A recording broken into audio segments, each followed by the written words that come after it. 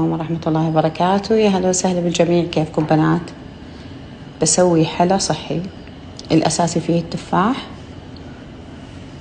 جوز للزينة، زيت جوز الهند، شوفان،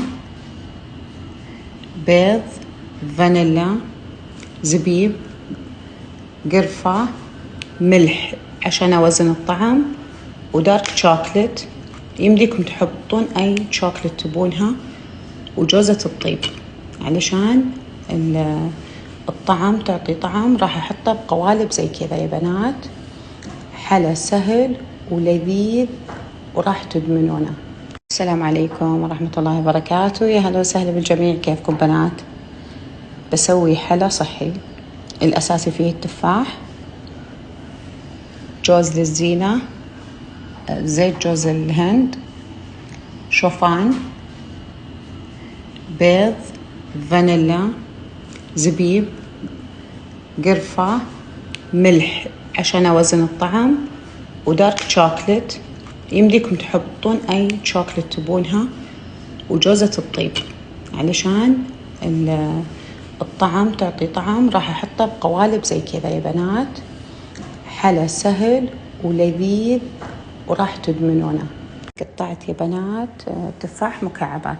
يلا عاد على هالصبح قاعدة أقول لكم شعر. طيب، وراح أحط معاه البيض حطيت معاه اللي هو الفانيلا.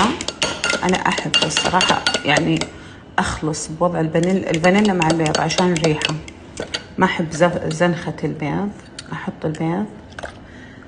الآن هنا خلطت الشوفان والزبيب والقرفة وجوزة الطيب والملح وبس. شو رأيكم الحين بالخلاط؟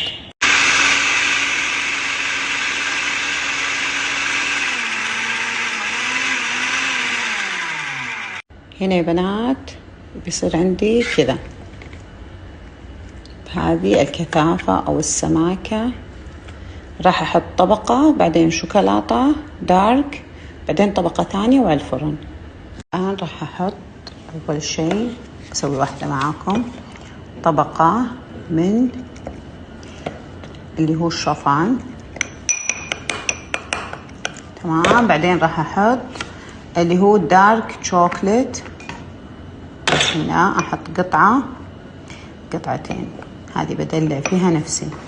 طيب، وأحط عليها، أغطيها بملعقة من الشوفان، وراح أحط عليها تفاح للزينة، واحدة، ثنتين كذا، وأحط عليها لوز وحبة جوز. شو رايكم؟ الآن بحطها بالفرن من تحت تقريبا 10 دقايق، ومن فوق أحمرها. والآن على الفرن مباشرة. شوفوا ما شاء الله طلعت لي 4 قوالب. ممكن تطلع أكثر، يعني تطلع قالب كبير، بس أنا بعضهم هنا عبيتها.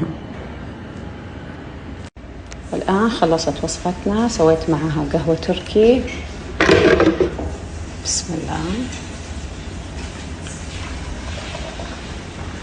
وراح أجربها معاكم. تكفون أبي أي حد ينسيني طريقة هذا الطبق، لأنه صار إدمان بالنسبة لي. كل شوي أفتح ثلاجة وآكل ملعقة ورجع الصحن، أفتح ثلاجة وآكل ملعقة ورجع الصحن. مرة لذيذ، مرة لذيذ.